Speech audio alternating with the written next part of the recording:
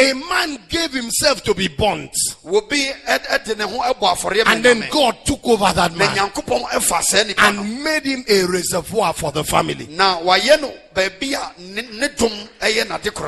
you discovered that it took a man standing in the gap for Lot not to be destroyed?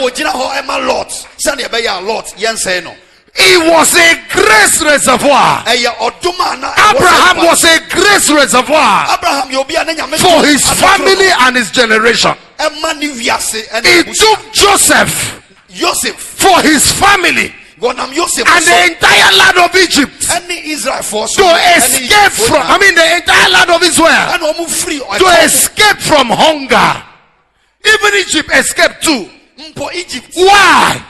Because a man by name Joseph yielded himself to become a reservoir to rescue his generation.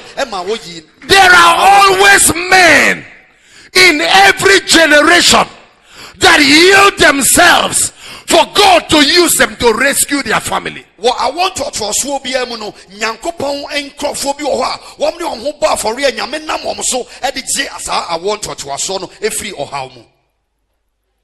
you to know this.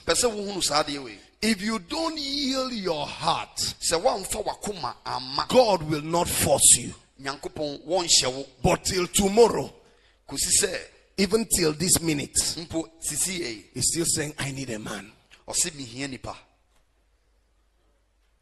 I have to mix my testimony a little so that you wouldn't think I fell from the moon. I am a man who struggled from the scratch.